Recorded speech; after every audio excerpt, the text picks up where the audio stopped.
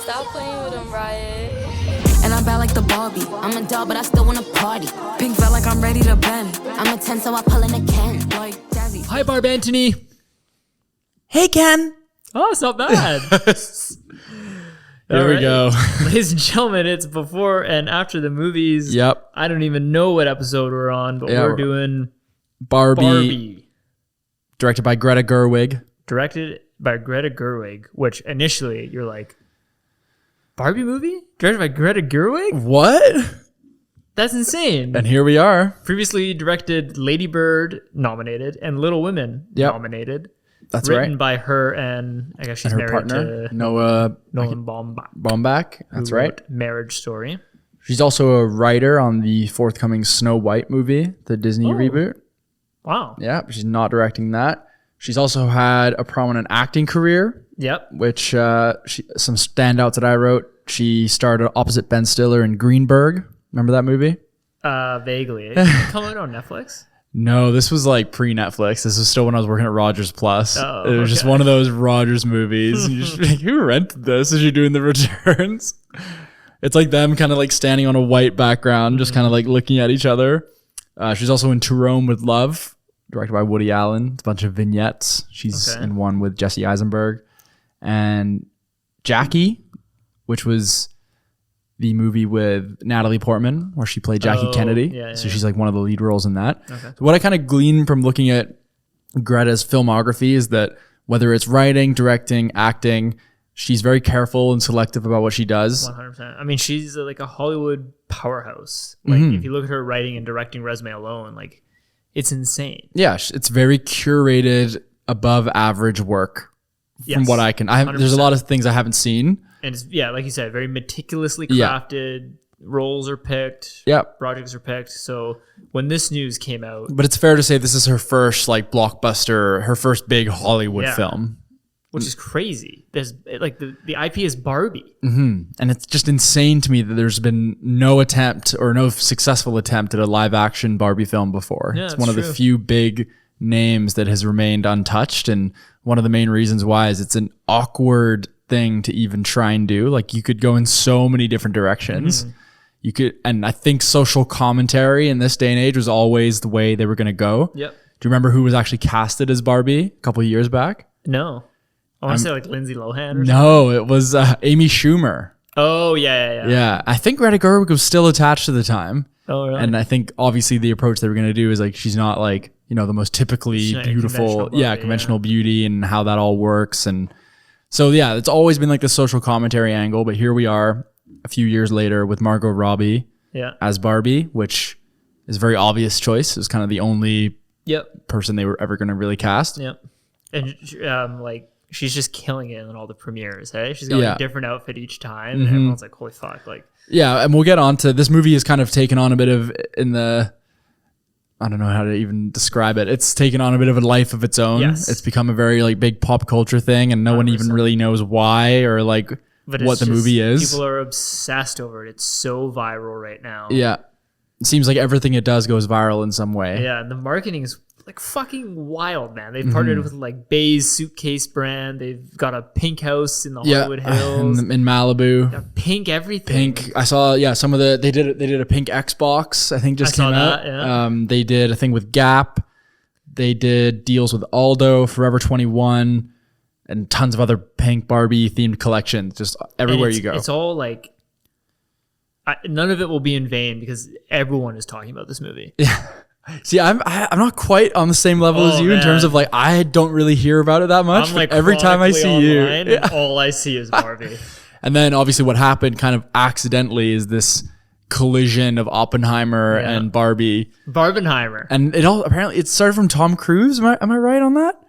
So apparently he made a joke where someone was talking about like the IMAX thing or the release is going on. I think someone asked him in like a press junket, like, oh, like, what are you going to go see? And he's like, you should go see both. Yeah. And then it started this whole joke of like the picture guys that are going to both and all this stuff. Yeah. He said he's going to go do a double header for both of them because he's like, I just love the movies. And then there's like this picture of Greta and Margot. Oh, they went to the Mission Impossible. They hold the tickets for Mission Impossible. They're holding tickets for Oppenheimer. Oh, And wow. then there's Chris McCoy and Tom Cruise holding tickets for Oppenheimer and Barbie. Oh, I haven't seen that. And I was like, all right, Killian, come on. And there's a picture of like him and Nolan holding tickets for Barbie or something like That's that. crazy. If So, Nolan's getting in on I'd it, love to see it. the 'cause man it's with just no like- sense of humor.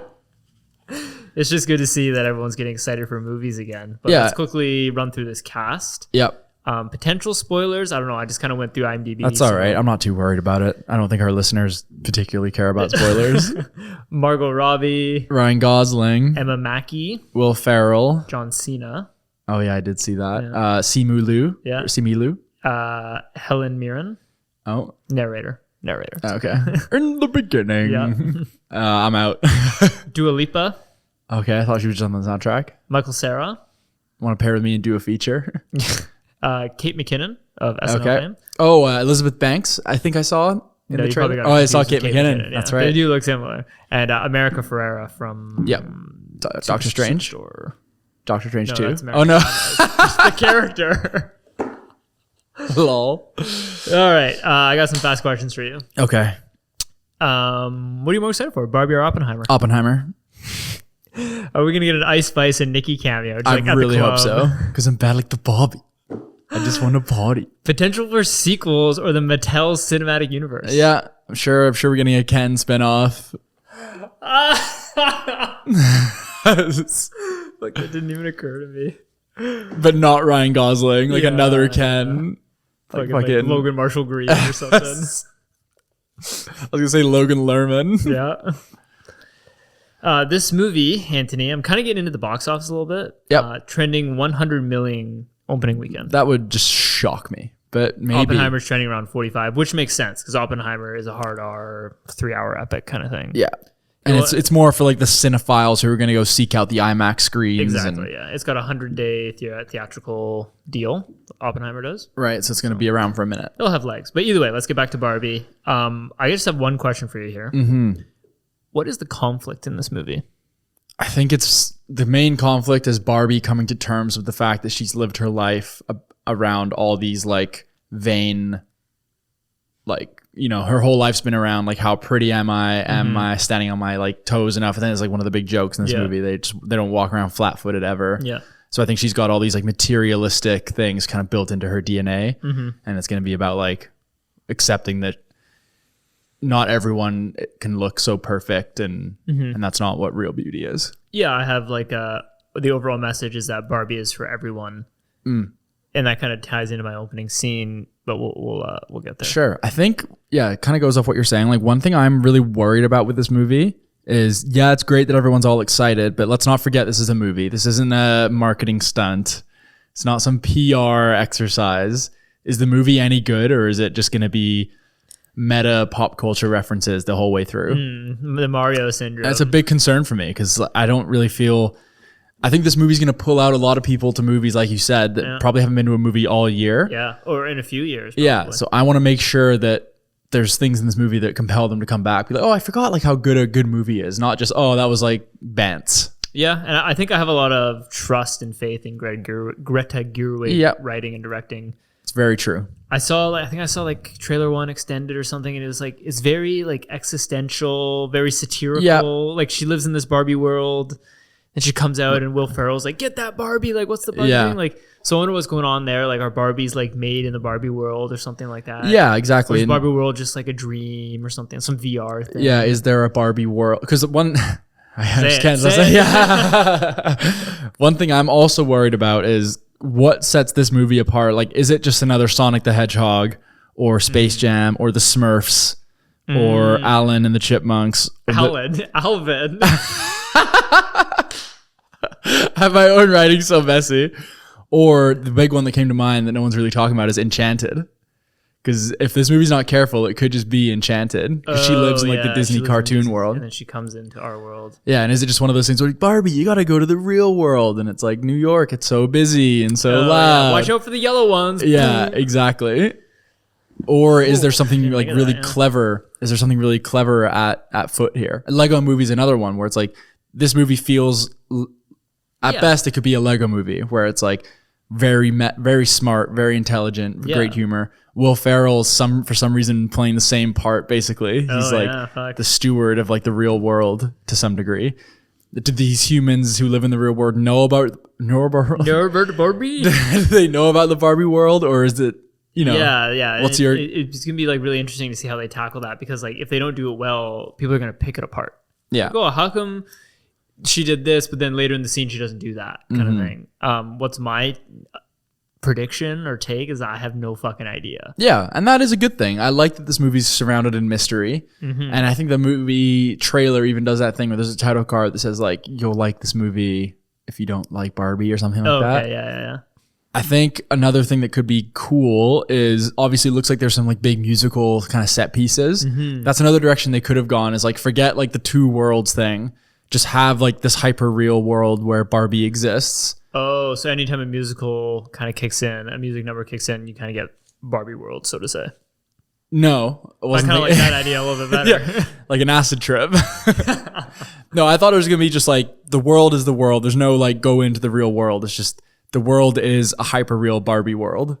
Oh. And it's just always like that. But it seems like she goes into the real world. Yeah, she definitely goes into the real world. So it's like, that feels like a bit of a cop out to me. I don't know. I think it's definitely got me and the majority of people very interested. Yeah. See, like, the other thing I've read is do like, this. you don't get Ryan Gosling if it's a generic like Barbie and goes into the real world silly comedy. Yeah. Like, he's pretty careful about his roles for the most part. Not perfect, but for him to jump on this and be Ken and go all out, I feel like there's got to be some more at play. Yep. And I saw this interview with Billie Eilish recently. So she's doing like, I don't know if you've heard the song yet. It's like amazing. It's like this sad. Is it Slow Billy or It's Slow Billy, yeah. And she was saying like, Greta brought me in and showed me like a few scenes, and I was just like bawling my eyes out and like so touched. what is this movie? And she's like, I went home and just wrote the song in like one night. And Didn't even call on Phineas. yeah. So it's so that's very interesting. I am curious, but obviously this movie typically would just be of no interest to me. It's not my. Really? No. Do you have interest for this movie? It's like my curiosity's your been curiosities, piqued yeah. just from all the stuff, but I've just seen these like adaptations of like dolls or things where I've never liked the go in the real world thing. I feel like it's so That's overdone. True. Like I actually haven't seen or heard any reviews. And that's the big thing. Maybe I'm just getting caught up in hype. Like, Yeah. what if this movie is just awful? Exactly. And this is interesting because we're recording this about a week before seeing it. Yeah. We're about to go see Mission Impossible, which is really why I'm here. You're dragging me out to Barbie next week. But this is exciting because I don't know what the reviews are. I haven't seen anything. No one. Yeah. And it's a bit worrying because, You usually want to lift that embargo pretty early. yeah, they have not lifted the embargo. They're just like, we're absolutely fucked. That's true, man. I didn't think Yeah. that. I guess it kind of goes back It's like 6 days out. Greta Gerwig hasn't made like a rotten movie, right? It's true. Like Lady Bird was like a 9 something and Little Women was like 95 or 93. Yeah.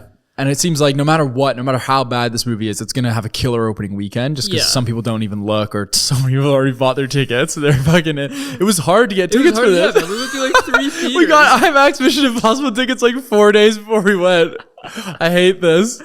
But I to that point, like I wonder if people will be honest if it's a bad movie, because it's obviously this movie. And I hate to use this, but it is the reality is that this movie is not marketed to the typical moviegoer, not marketed to Who is this movie? Who are they really trying to get? I think it's for all the girls, But all they're the trying ladies. to get the guys as well. And they've gotten the guys. Yeah. Yeah, you know what? That's funny. I actually don't see any like because usually it turns into like a culture war. Like, oh, why the fuck is Barbie? It just seems like everyone's just on board for this movie. But yeah, I just hope like the honest reviews come out. Like, I don't want to come out and be like, it was actually really good. And in the back of my head, like what I did to the first Fantastic Four when I was a child. Totally. One thing I will give this movie is it looks really beautiful. It looks like I think the budget's like 140. It's a big, it's probably, or 125 or something. Big budget, looks great, lighting's good, I'm excited clean. for the soundtrack. I'm excited for Yeah, that. the soundtrack from what I've heard is fantastic. They got a lot of great artists, and that seems to be a really good, as something else I wrote down, like a really good modern marketing tool, is even if they're not all in the movie, like make an album inspired by the movie. Yeah. Like Space Jam's one of the best examples. Like that movie did really? that so well. Guardians of the Galaxy, like Spider-Verse. It's just Black Panther. Black It's a Panther's a good great one. tool to just like give you a flavor of like what the movie's going to be, and bring in an artist that you like as the director and be like, one of the themes in the movie is this, like give me a song about that, and just Nice. see what you come back with. So that's cool. Yeah, it is. I have one scene prediction here. I don't know if it's gonna be opening scene. I think okay. Opening scene will be like kind of like early days Barbie in Barbie Land. But she's like a kid, or she's like No, it's gonna be like Kate McKinnon Barbie. But like I don't get it. Kate McKinnon Barbie, because they're all named Barbie, right? Oh, I thought so she Dua was just Lipa's Barbie. name is Barbie. Oh. Margot Robbie is Barbie. Oh, I know Simu Lee's like Ken as well. Simu was Ken, yeah. So because it's just different Barbies, right? So weird. So Creepy. Kate McKinnon Barbie is like getting taken away or something like that, and you don't really find out why until later in the movie. You find out like she was taken away because like she was gay. Kate McKinnon is like famously Yeah. I don't know, gay, lesbian. Yeah. And then that kind of plays into our theme that like Barbie is for everyone kind of thing. Gotcha. I think that'd be a cool angle to take. Definitely. Do you think that maybe Barbie, like Margot Robbie Barbie, will like see some of like the inequality that's like reflected in our real world and and kind of want to bring that awareness to like her Barbie world? Well, that sounds kind of bad though. Stop treating everyone so nice. Yeah. Do you think we'll get any humans in the Barbie world? Yeah. Maybe. I don't know. This movie could be shit, man. It could Like, be Space Jam: A New Legacy. Who made the Barbie world? I know it's not, but Part of me thinks it's like VR or something. I don't know. well, because in the Lego movie, the thing is they don't actually exist, right? Like they're all just conjured from imagination. It's not like a real world. It's just all in that kid's imagination. So is that the same thing? Is this all coming from like one like little girl's imagination or something? Or is it like an actual physical realm that like Mattel, the big corporation, built and I think it's an actual physical realm. imprisons them have you there? heard about the new Mattel movie that just got announced? No. I told you after Indiana Jones. Oh, G.I. Joe? No, sorry. Hasbro. It's Barney. Oh, with Daniel Kaluuya, Daniel and they're Kaluuya. trying to make it an A24 like. yeah. I didn't realize that was Mattel. Like what? That doesn't make any sense. Is it connected to this universe, or is it I don't know. strange? It all depends. Man. I guess it all depends how much money this movie makes. This is up there with like The Lighthouse or In the Vast of Night in terms of like how to predict it. It's just like, what the fuck are we going to see? Yeah, that's the thing. Like I just have no idea. I'm excited though, for sure. The vibe in the theater will be very interesting. Like we'll learn a lot there because it's like who are the crowd? Is it lots of? I think it'll be like lots of date nights, lots of couples. But I think you'll get like Thursday, man. We're gonna get some diehards. I bet you're gonna see like people dressed Groups of up as dudes. like Barbie. Yeah. groups of dudes in pink. or in like Oppenheimer suits. yeah, doing the Barbenheimer. No one does that anymore. Fuck, I might wear a suit to Oppenheimer. That'd be hilarious. Guess how old Greta Gerwig is? That's probably like 48. 39. Oh wow. Good for her. She's very young in her career as a director still. Yeah. So I know you love reading about young directors. I do. right? It's just so impressive to like be at that level at such a young age. It's super inspiring.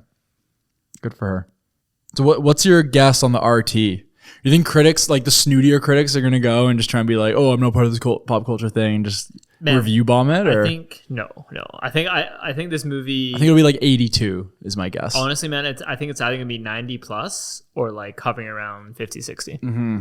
Craziness. Because when you take a big swing, and a movie that comes to mind right now is, I don't know if you watched Olivia Wilde's "Don't Worry, Darling." I haven't seen it, but I know exactly what you're talking about in terms of the swing. Yeah, it Yeah. takes a big swing where you're like you're doing something like that. You're introducing like Barbie Land, and it's like if you can do this well, and it's tight. There's no plot holes. You tell a great story, and you integrate it well.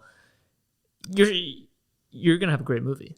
Mm-hmm. But this movie could easily fall apart with Barbie Land. Yeah, it definitely could. And I think the number one way this movie falls apart is if it's too heavy on the themes, too heavy on the social commentary, and too reliant on the fish out of water jokes. Yeah. Because we've seen that. We don't need that. Like it hints at it in the trailer. Like you see them get arrested and Ken's getting like his head mug shots and he's just like smiling and posing. Like that's kind of funny. That's not fish out of water. that is fish out of water. He doesn't know how this world works. Oh, I see. So he's just out to lunch. That's kinda Like funny. it's funny because it's Ryan Gosling. Yeah. When he's like asking for the doctor and he's talking to the lady. I don't really get that joke. I was like watching it. Like, I don't get it. The thinking was that only men could be doctors. Oh, I see. Okay. And women would be like nurses. I guess that's why I just assumed that this movie, like, you can't do jokes like that anymore. But I guess with Greta Gerwig behind the wheel. You're engaged to a doctor, so. Yeah. I see.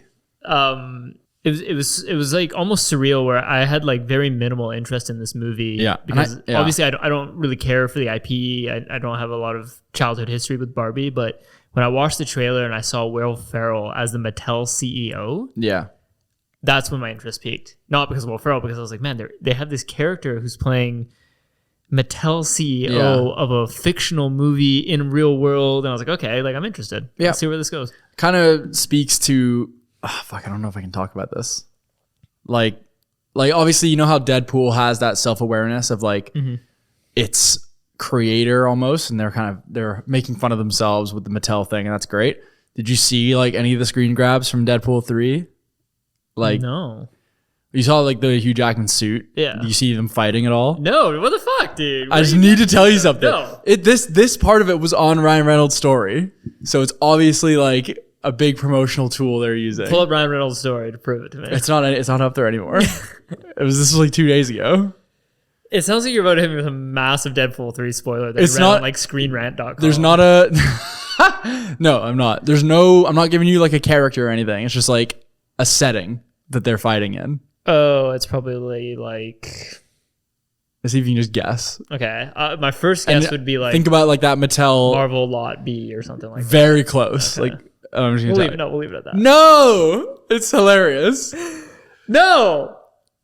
All right, fine. It's the 20th Century Fox like logo.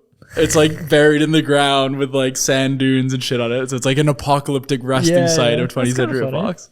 But is that weird? Like, can we do an MCU movie that's that self-aware? That is for a different podcast. I just want to talk about Deadpool 3. We're talking about Barbie, Anthony. I'm Wait, bored. did you play with Barbie with your No. sisters? Your sisters were probably into Barbie. Not really, no. By the time I was like, 8, 9, 10, That's for another fact. like Barbie was like, it was like, same with Barney and Barbie. It was like embarrassing to like those things. So So even when I was a kid, it was like Barbie was already like played out. yes. Yeah. But we weren't little boys. We weren't But little even girls. amongst like the girls, I think even like the girls in my school were like, I don't play with Barbie. Like, yeah. It was yeah. very much like a scrutinized, like shameful thing. But I did think it came back in a later generation. I think yeah. nowadays kids are all over dolls. And Bratz took over. Bratz was Oh big. yeah, brats. You think we'll get like, oh, don't talk to her, she's a brat. I think we could get a cameo from the Brats. Oh, And they get all the Pussycat dolls back together to play all the parts. God. That's too funny. Because I was gonna say, like, one thing I was gonna ask you is like, do you think we get an Action Man cameo? But Is he Action Man, Mattel? no, I think he's just Is He-Man? No, He-Man's Hasbro, I think. yeah, no, I think Action Man was just what they call GI Joe in England. It's the same. Okay. It's the same thing. Is there any other Mattel? Let me do a quick Mattel IP look. Is up. Monopoly Mattel? No, that's Hasbro. Hasbro, dude. There's a Monopoly movie coming out as well. Color soft. Yeah, there is. It's in development. I just made that joke on the podcast. I think that's what you're thinking of. No, it really is. Oh, He-Man. So what is Mattel? It's like it's dolls only. No, it's a toy company. Yeah, He-Man. A lot of He-Man. What the fuck am I looking at here? Polly Pocket, Oh, thank God. Fisher, Fisher Price. Oh, you like this one? Fisher Price is another toy company. Thomas and Friends. Thomas the Tank Engine. Okay, now you got me. Hot Wheels Hot Wheels. and Uno. I think we got a good chance at getting a Thomas and Friends cameo. Dun, dun, dun, dun, dun, dun, Come on, Ken, let's hop on this train. Hi, Barbie.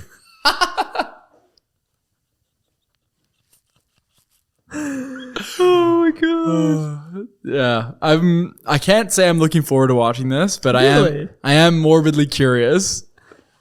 Yeah, it's funny. I know we've harped on it like multiple times, but I just don't know if it's gonna be a good movie. No, I don't think it's gonna be good. I personally think it's gonna be good. I'm glad to hear that. We'll see. This is like the most divided we've been in a while, so Mm-hmm. that's exciting.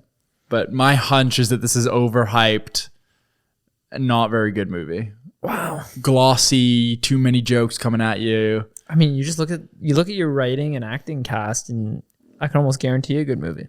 I don't know. Greta Gerwig, she's not like a sure thing. Like this is her first big swing, right? Yeah, she's 2 for 2 in like the indie.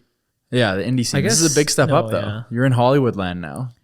I was gonna say because Little Women was nominated for Best Adapted. Right. Lady Bird nominated for Best Original. That was a good movie. Lady Bird was a You really think this good gets movie. nominated for Best? No.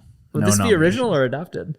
It'd have to be original. I think of the original screenplay, yeah, because it's not based on a particular novel or anything. It's like an original idea. I wonder if there's like Barbie comics out there. Either way, I'm sure there is.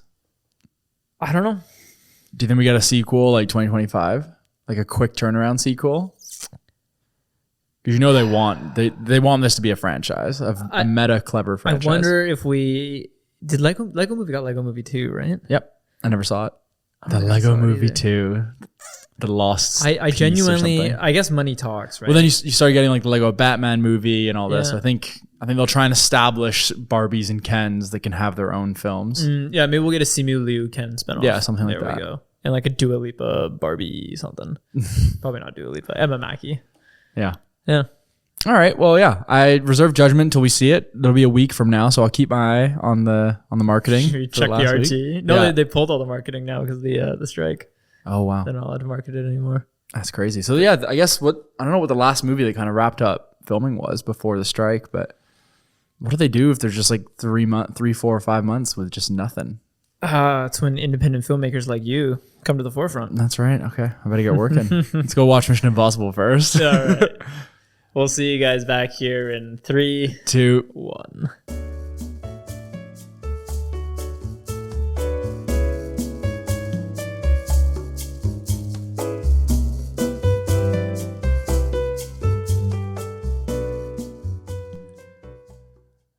And we're back like the Barbie. You just fucked it up. You're supposed to say, welcome back to the Oppenheimer podcast. Because I just thought of that funny thing. All right, everybody, welcome back to Oppenheimer. I think you mean Barbie.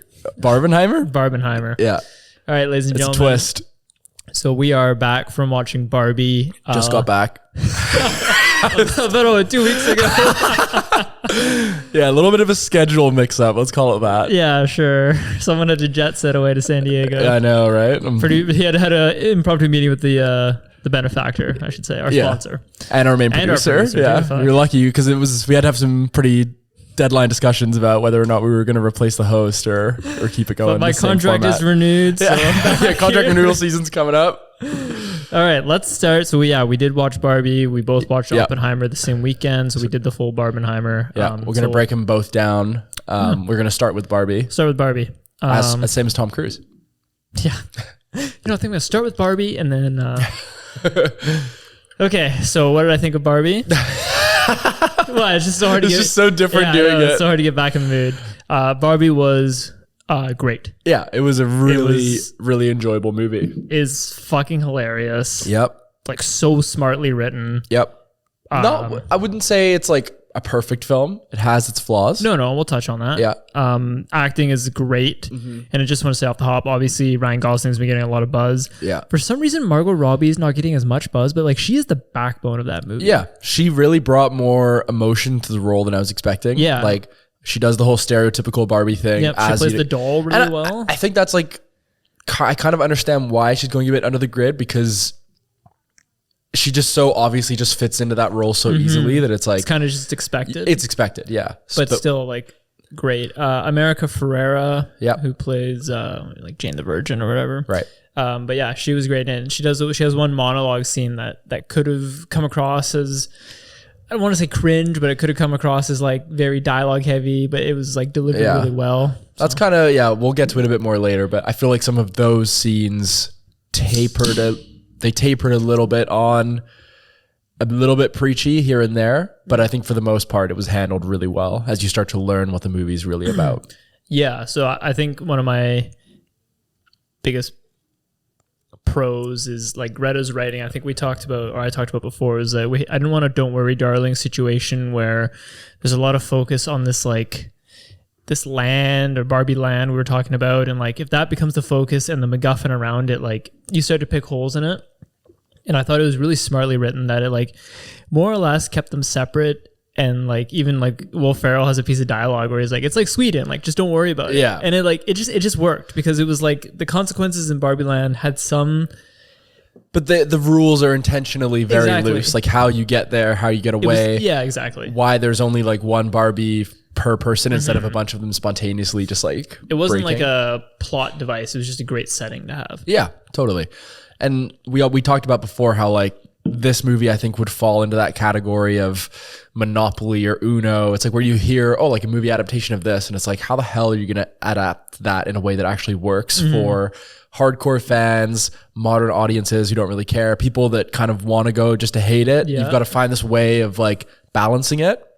And this did such a good job of that. Yeah. Like, fans for people who love Barbie, or sorry, like fan service for people who love Barbie, and also like for people who like grew up hating Barbie. Yep. It totally walks that it like line. shits on Barbie as well. It's Constantly. it's funny, man. For anyone who hasn't seen the film, basically the Barbie, is it Barbie Land or Barbie World? We'll call it Barbie Land. Yeah. It's sort of this utopia for women, essentially, and feminism and the female. I don't know. It's kind of like, yeah, I can't think of any other word other than utopia. It's like, I'm just like on Barbie TikTok hard right now. Okay, like, it's like a blind utopia.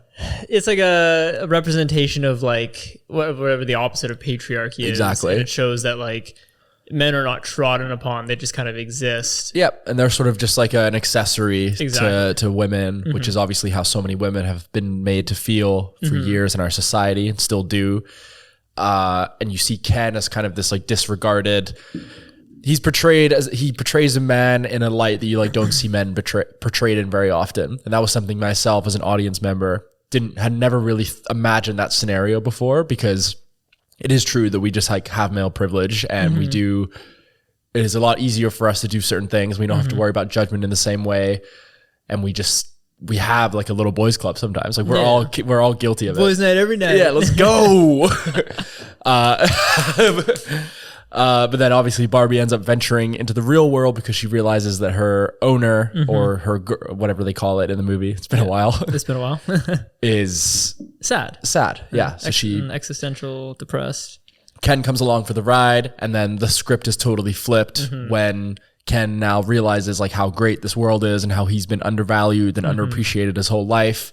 And he starts to experience how great it is to be a man in our world. It's a little over the top. It's a little silly to illustrate the point in certain ways, but it's done in a way that didn't feel Wall-E levels of preachy. Yeah, and it's just the whole funny. thing. Like it's the part it's where humorous. you see the reality of it. You're laughing along with it, and the message is delivered quite nicely. Yeah, very much so. And then so then Ken goes back. I didn't see Ryan Gosling becoming the villain. Yeah, that was great. It was a nice very little smart. twist. Yeah. He basically goes back, takes over Barbie Land, makes it a patriarchy as he has learned.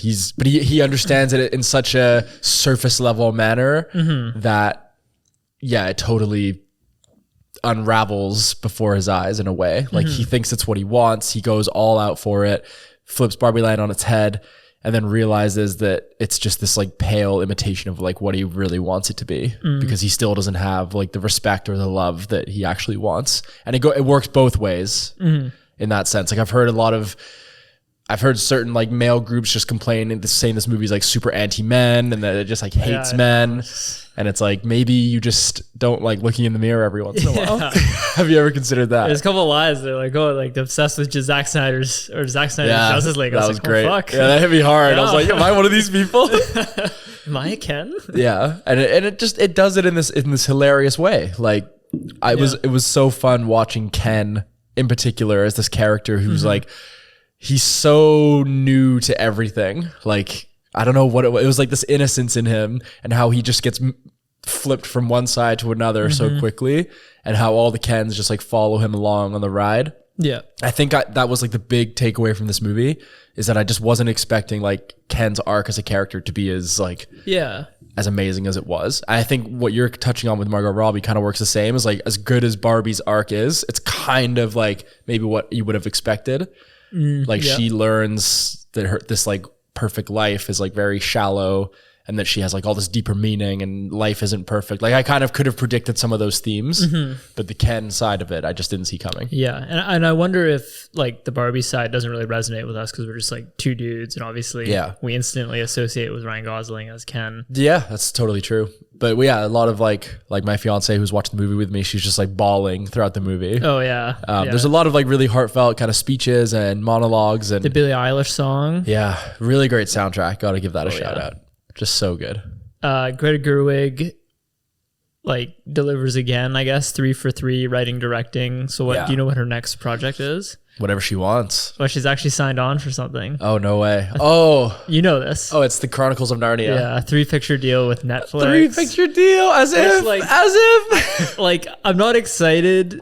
I'm excited because like Chronicles of Narnia is like, it's got some cool lore behind it. It is a sleeping giant. I'm not excited about the Netflix aspect though. They just seem to just fucking muddy things down. They're like the almost, especially their movies. If it was a TV show, I'd almost be more optimistic. Having said that though, I'm sure they'll put money behind it. I'm sure they'll, because I mean, she really could have picked any project she wanted. She wanted to do Marvel, of course she can. DC, Harry Potter, like I'm sure she could have picked any franchise really. So she's obviously identified something.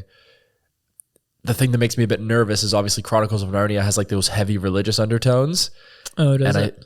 I think she should be very wary of trying to like overly deconstruct that. Because if that's something you're kind of craving to do, I would just do it with like your own film. Yeah, it's just not going to end well. People aren't going to be receptive to it. The C.S. Lewis fanboys come after you. Just one thing on Barbie that I wasn't the biggest fan of was the like Mattel CEOs.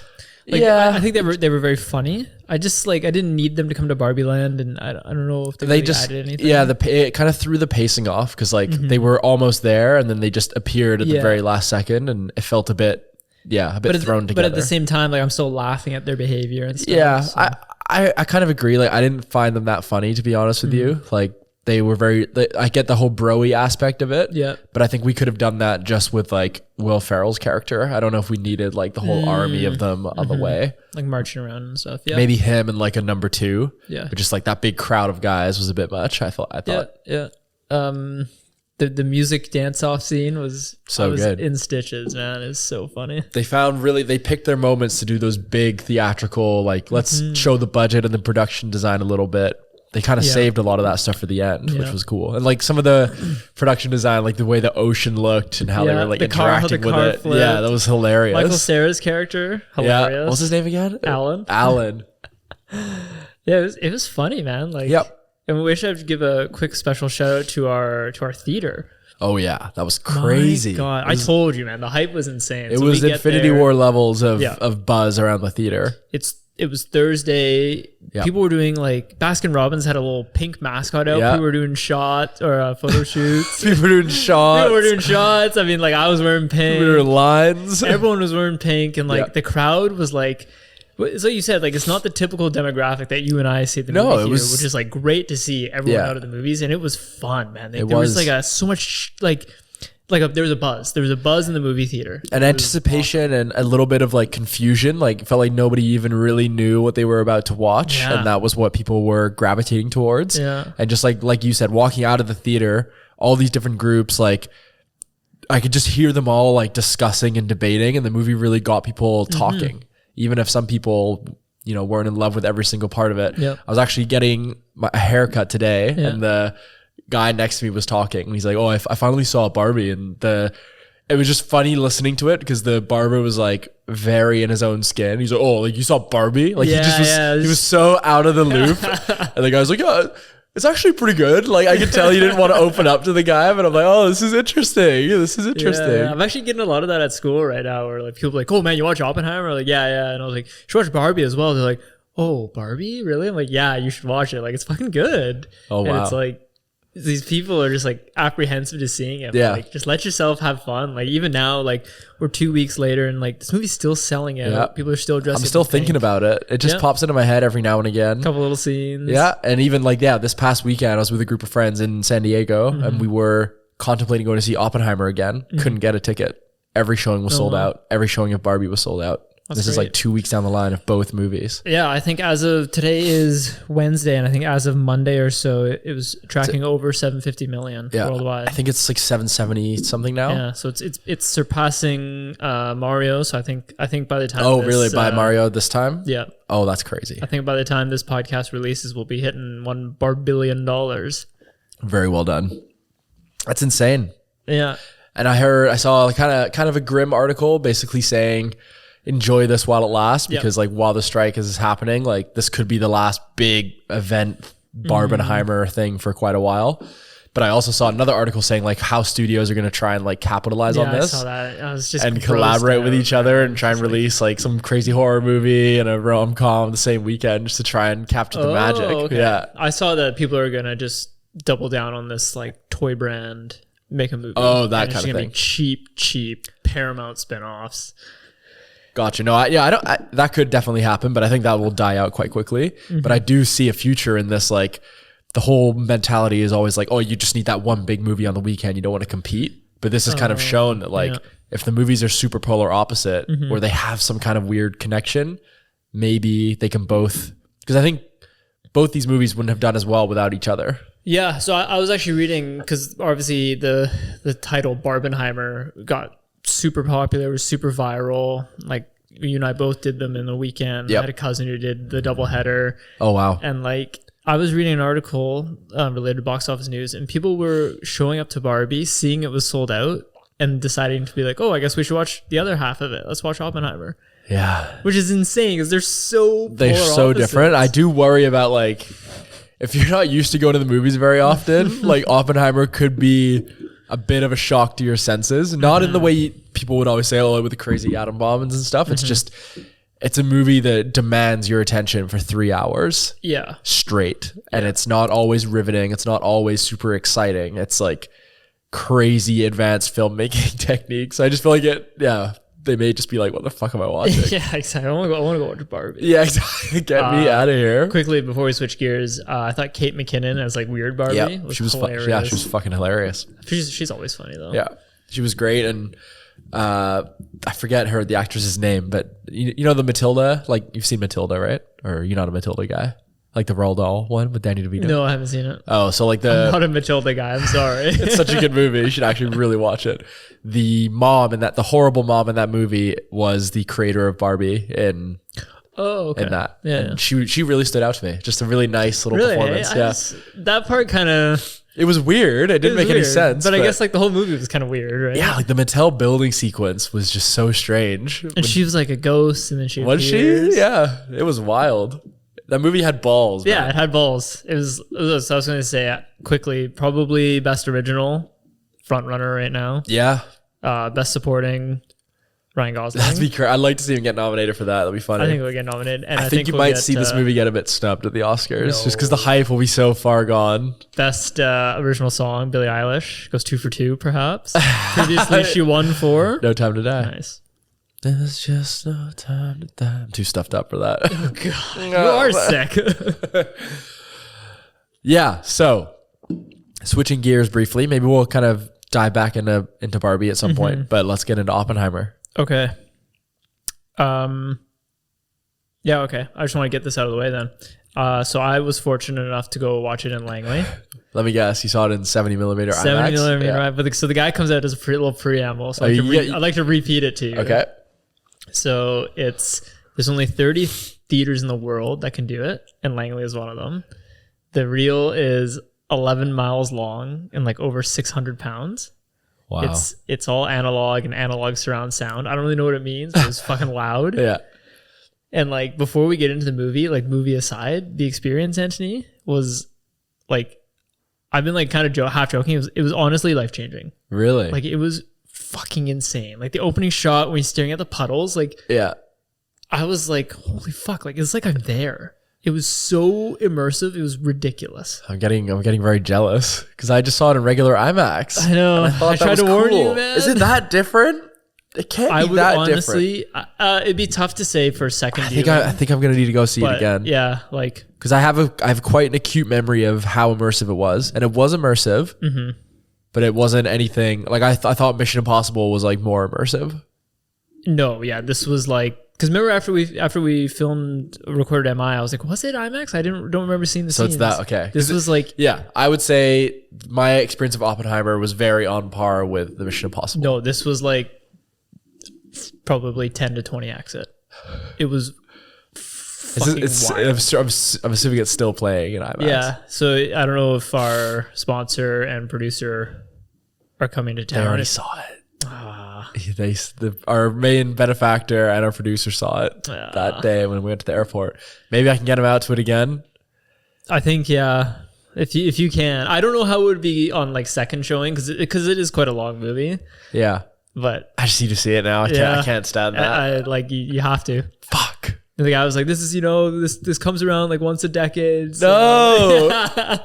I have such FOMO right now. It's so frustrating. But I'm so glad. Okay, I'm glad I got that out there. Okay. Let's talk about the movie. I loved it. I feel like I didn't even get to see it. I loved it. I thought it was great. Yeah, my fucking 10-inch phone, it was so sick. No, it was a brilliant movie. And it really was similar to, it was just one of those movies I had to think about it. I didn't leave the theater just like absolutely mind blown because there's less action and intense sequences than I was expecting. It's very heavy on the dialogue. It's not as edge of your seat as you would think it would be. It's not as edge of seat as you might think. It's much more, it's a slow burn, which actually really surprised me. But my God, just masterful filmmaking. Yeah. Yeah, I feel like this was the first movie where I feel like Nolan, he took it up a notch in terms of his ability to direct actors. Yes. Like because he's always been relying on MacGuffins, sets, sci-fi, time, sets, all that kind of action. stuff. And Very action driven. Yeah, and this I think there's like an actor. It feels like there's an actor in like pretty much every shot except bar a few. There's some shots that don't, but what I mean is it's like extremely performance based. Yeah. And it's backed by incredible performances. Yeah, and I can't remember, this isn't my own, but I got it from somewhere. Just like the fact that, oh no, it was Matt Damon. I saw a Matt Damon interview and he's like, Nolan sat me down and was like, this entire movie is about Cillian. Like, just so you know, it's not every actor's performance is, every scene is completely designed to point at him. Like, he is the epicenter of the entire movie and you're all just like playing a supporting like instrument in his orchestra. And he's like, like, let's do it. Like, and there's an irony to that because he's just never been that guy. Cillian. Yeah. He's never been a leading man, really. Like, obviously Peaky Blinders, but he's been that supporting role. It's for Nolan like so many times. So it was just beautiful to see him, like, even the posters, just like his face like blown up. And he was incredible in it. Yeah. Like, fuck. He was so good. Robert Downey Jr. was good. So good. I thought Matt Damon was does his thing. Yeah, he does. How about it? Because it's the most important thing in the history of the world. The one, I think, a quick complaint that jumps to me is like the first act or first third is like, it felt very Nolan dialogue, like Nolan Tenet dialogue. Where it's just, everyone's just talking and everyone understands what the other person's saying and it just keeps leading into another scene. I'm like, the fuck is going on? Where are we going here? Yeah. The start is a little bit, I loved how it kept revisiting that Albert Einstein conversation. That was just so fucking good. There's one moment from Robert Downey Jr. There's one moment from RDJ in this movie that was my absolute favorite. I'm very curious if you remember. It's like a little moment, but it's fucking incredible. I don't know, man. When you think of his performance, what scene do you think of? It's the end where he gets like called out. And It's the little smile. That smile was incredible. It's like, fuck you, I hate you so much, and I can't do anything about it. It was so good. Yeah. That's how you get nominated for Best Supporting Actor. Yeah, he's still gonna lose to Ryan Gosling though. No, I think he's gonna win it. The Academy wants to give it one so badly. It's such a like marketable choice. That's true. If what's her name for Everything Everywhere can win one? Michelle Yeoh? No. Oh. The white lady. Oh, oh my God, she's in Halloween. Yeah, of course she is. Jamie Lee Curtis. If Jamie Lee Curtis can win a legacy one, I guess. Crazy. She actually did win for that, didn't she? Yeah, like she's fucking like barely in it. Yeah, exactly. It was ridiculous. Yeah. I thought he really stood out. It was like his first old man role, which I really enjoyed. Like they cut his hairline right back, made him look super old. And that was great to see. Like it was nice to see him just like step into a new kind of character. Florence Pugh, thought she was really good. Yeah, Emily Blunt. Emily Blunt was the one I was like, eh. Oh really? I thought she was good. I felt like she didn't have much to do. Like she just played a very one-note alcoholic. About Florence Pugh. I wish she had a little bit more to do. That was kind of surprising though. Let's talk about the nudity of Florence Pugh. Like that's never been a Nolan thing, really. Like, what do you think the purpose of that was? Because they did it two separate times. Two scenes. I don't know. I feel like there's a deep artistic choice behind that, but I don't know what it is. It felt like Chris Nolan was trying to prove to people that he can make like a Artur type. I think he film. listened to me about Dunkirk because I was so angry about the lack of violence in his war ethic. It's like, do something, Nolan, push it, because this was rated R, right? Rated R. Yeah. What's his face? Jason Clarke was pretty good. Yeah. I usually fucking hate him. All I think of is Planet of the Apes every time I see him. Fuck. And Terminator Genesis. Who else was in it? There's some crazy cameos. Yeah, Rami Malek. Fucking Casey Affleck. Oh yeah. Yeah, Rami Malek. And he had such a pivotal role, even though he's only in a couple Josh scenes. Peck from Drake and Josh. And Dewey from, what's his name? From The Boys. Huey. And Dewey. Well, what's to say? This is Dennis Quaid's son. Yeah, that's right. Yeah. Fuck. Both spectacular films. I think Oppenheimer. Which do you prefer? I can't answer that.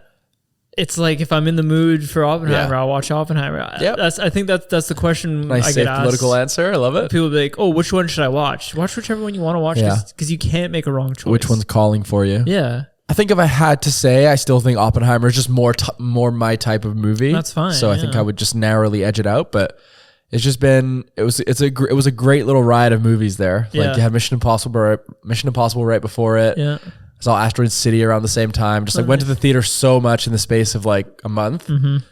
And it really, I say this all the time, revitalized my love of movies. Right before the strike. Yeah. Good. Now we just gotta hit up Disney's Haunted Mansion. It actually looks pretty good. 24 mil opening weekend. $180 million budget. I see TMNT's trending pretty well. Yeah. They're saying like 80 million or something It's crazy. got like strong RT out the box, which I think is that's this Friday? Yep. It just doesn't stop. It's just, Yeah, I feel like but then things are like you get the September blues. Craving got pushed back to next year. Yeah. And I saw across Beyond the Spider-Verse got pushed. TBD, yeah. TBD? TBD. I didn't even look because I didn't want to see. And the creator still hasn't been pushed. Dune might get pushed. No, they won't push Dune. They've done too much marketing already. Yeah, but And why would they? They can't do a full. They can't press tour anymore. Like they can't market. Yeah, but nobody cares about Timothée Chalamet.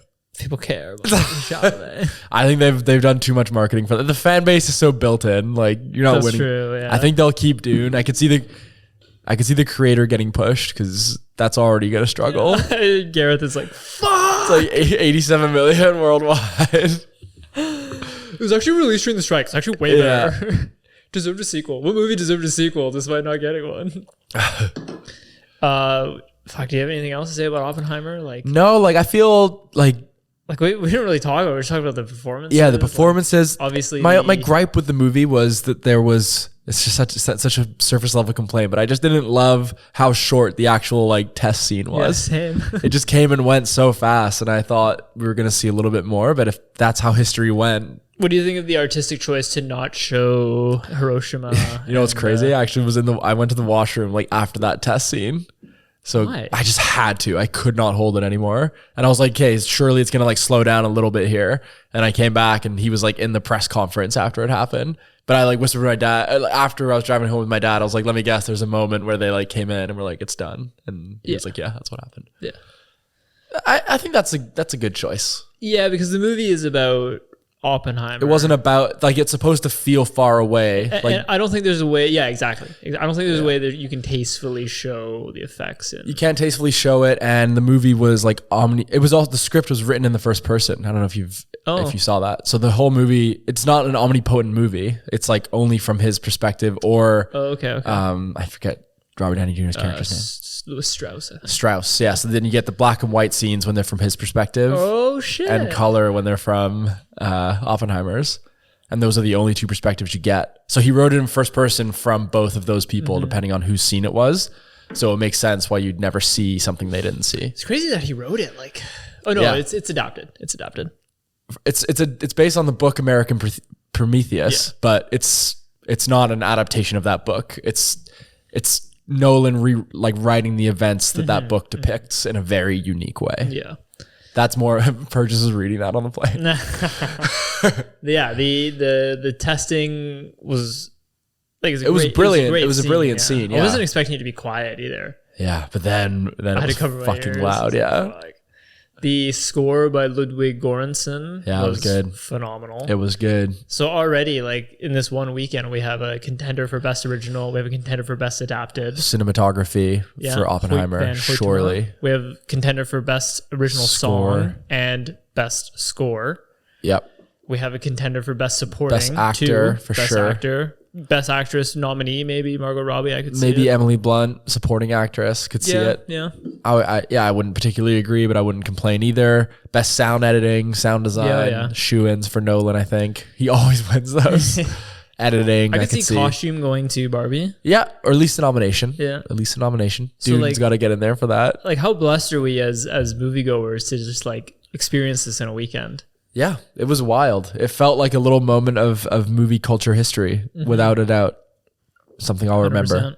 What would you say to someone who came out of Barbie and was like, like just way too preachy, so super feminist, like didn't love it, like kind of boring.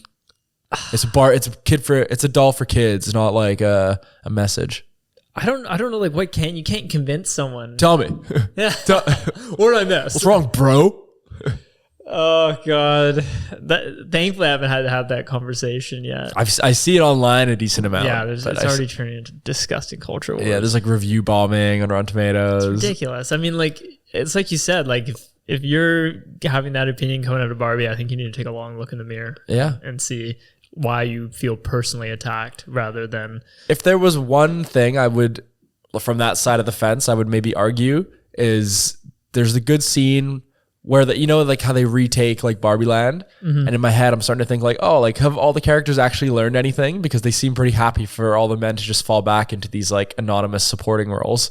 And she has that one line where she's like, oh, like it didn't have to be like boys' night or girls' night every night. And that was really the only line that kind of addressed that, hey, like we should run this place a little bit more like democratically and a bit more equally. she's like, your life shouldn't be so concerned with what I'm doing. Yeah. Like, just go do your own thing. I just want to know like the Kens are going to have like equal rights moving forward. They'll have equal rights. They're basically I think slaves they already before did that. That was the whole thing though. Like, they weren't slaves.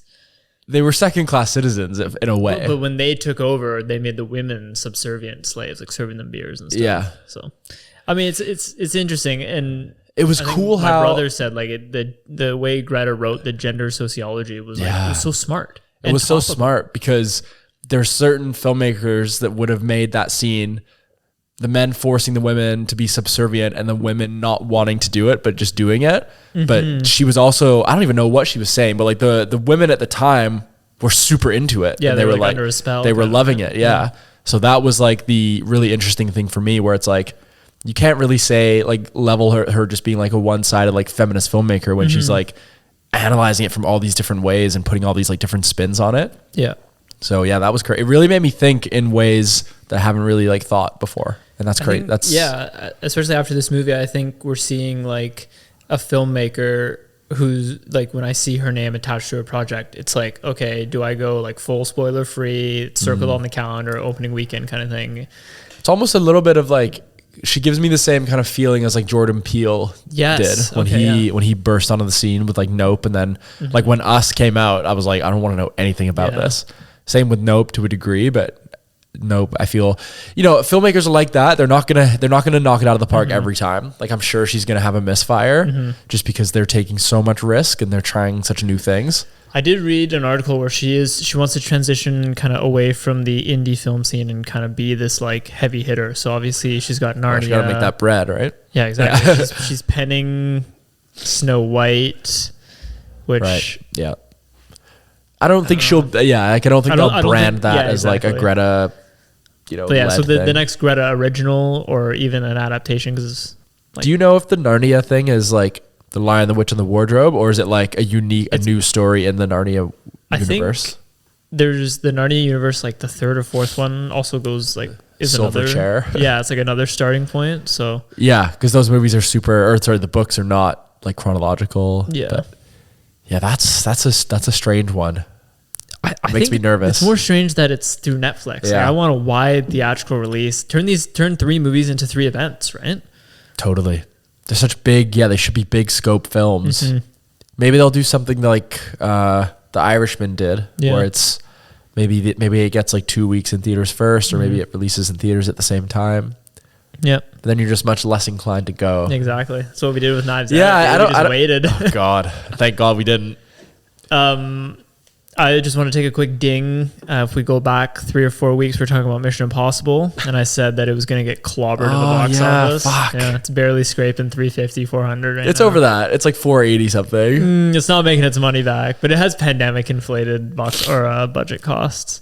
It does, and it has like part 1 syndrome. Yeah. Where I feel like it'll make a lot of it back in part 2. Like I think building off, a lot of people have like seen it by then, and it'll have like the big finale like element to it. Whereas this one felt a little bit like, oh, I don't need to go see this one right away. But Yeah. I did see an article that like Tom Cruise's movies have like very historically good staying power. Like Yeah, he's got legs. it's like dude. attrition. Yeah, it keeps picking up money. It's not slipping too aggressively. I think it'll crack 600 by the time it's done. Like 604 or something. No, I think it's gonna scrape like 475 or something. No, I think theaters in like UK tomorrow are going to be pretty busy for Mission Impossible. Barbenheimer's kind of toned down a little bit. I don't know. You're supposed to take your son to Haunted Mansion. He starts nagging for Mission Impossible. Haunted Mansion. It's getting critically destroyed. Yeah. Apparently, everyone just said it's a very inoffensive movie. It's like, it's not good enough to It's wholeheartedly Jungle recommend. Cruise. Yeah. I think it's going to be better than Jungle Cruise. But yeah, I think that's pretty much it. I think we've covered both the films Yeah, thoroughly. because we're reviewing late, I have like a bunch of sideys. Just save them, or you want to touch on them? All right, yeah, hit me with some sideys here. All right, so I watched The Flash. Oh, yeah, you did tell me. Did you watch it? No, I still haven't seen it. It's fun. It's like Ezra. Our producer absolutely loved it. He's gushing over it. It's got some great action. Keaton's good. Ezra is good. And you hate to say it because they're a piece of shit, but Right. good actor. How's Affleck? He just kind of exists. It's like pretty silly, and it's definitely not like it kind of makes you think like if it wasn't the DCEU, if that wasn't in shambles, I think it would have done a lot better than a box office flop. What do you think about like, because obviously, yeah, why do you think Warner Brothers had so much confidence in it? And what do you think all that crazy buzz was about before it came out? Like having Michael Shannon back as Zod, you got Supergirl in it, and like speedster movies are like it's fun, man. Like the action is great, and like I love bullet time stuff. So there's a good movie in there for sure. Yeah. I do really want to see it. Yeah. I also watched Guardians 3. Yeah. Wow. Yeah. Fucking So fucking good. it's so good. Yeah. And I fucking bawled my eyes out. Yep. It's so sad. Like it's hard to watch in certain points. Like, And like Brenna fell asleep. She's go like, "Do you want to rewatch it?" And I was like, "I don't think I can." I'm starting to like crave the rewatch again. I watched a couple scenes on YouTube and I was like, oh no, the animals. I can't do it. It's fucking like what a great send off. Yeah, I love how all the characters like just came into their own and became like the prime versions of themselves. Like he finally said like Rocket Raccoon. It was such a little fan service moment for me. Yeah, it was so good. I told you she was into me. Yeah. That's one of my favorite lines. Such a great Star-Lord moment.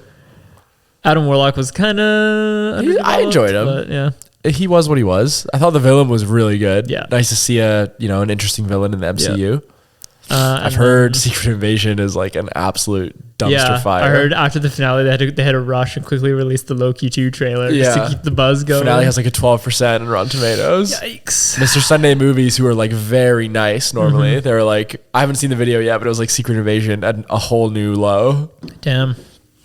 Yeah, well, I mean, Kevin Feige said he's going to be pulling back from TV shows and stuff. Like, I fell out of interest from the shows. Didn't watch Ms. I mean, they Marvel. should just do one a year and make them fucking good. Yeah. Like Loki season 2 looks really Looks good. pretty good. Looks like it's got a budget, a good story, original. It's got its own feel to it. It makes sense to be a TV series. Yep. Because he's like looking for all these different versions of Straight Kang. episodic. So they're deciding to keep going with the Jonathan Majors thing, I guess. I saw that, yeah. I don't know. I mean, they can't. They're What trying can, to what sweep can it they under the do? rug, Yeah. maybe. I watched X. Oh yeah, X isn't that great. I didn't think. X is the first one, right? Yeah. Have you seen Pearl? Not yet. Pearl's Well, fucking Pearl's good. queued up, but yeah, X was it was You need to see X to enjoy Pearl. Okay, X was like very classic slasher. Yeah, I was a bit underwhelmed because I'd heard like really good things about it. Okay. But Pearl, I think you'll really like. Okay, nice. I think I also watched The Pope's Exorcist. With Russell Crowe. Russell Crowe. How did you watch that and why? Go do a little horror kick. Yeah. It's pretty dumb, but it's also pretty fun. So Nice. whatever. I watched the only thing I really watched is Welcome to Wrexham season 1. Oh, is it good? It's really fun. Yeah, Nice. it's very cute. It's so easy to watch when you're just making food or whatever. Nice. Yeah, it's really heartwarming. Can't wait for season 2. Awesome. Anything else? We've rewatched Barbarian, but I think we've talked Barbarian's about that. fucking good. Yeah, Dude. It's a good. no one had seen it or knew anything about it, so I got to go through it's that whole fucking thing again. scary, John's man. like, "Wow, pretty cool." I didn't see that coming.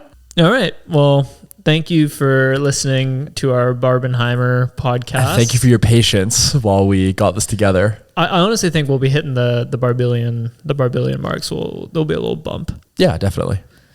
But yeah, to reiterate, if you've made it this far and you're wondering which movie should you watch, Yes. you can't go wrong. You pick whichever movie that you think you would enjoy more. Totally agree. And when you're done that, you go watch the other one. Yeah, go see them. Yeah, try and go see them both in theaters if you can. Mm-hmm. Super fun experiences. And if you are listening to this stage of the podcast and there's like a movie coming out or something that's like maybe a bit underground that you don't think we might have seen, please do reach out to us on Instagram or wherever, because we're open to suggestions. 100%.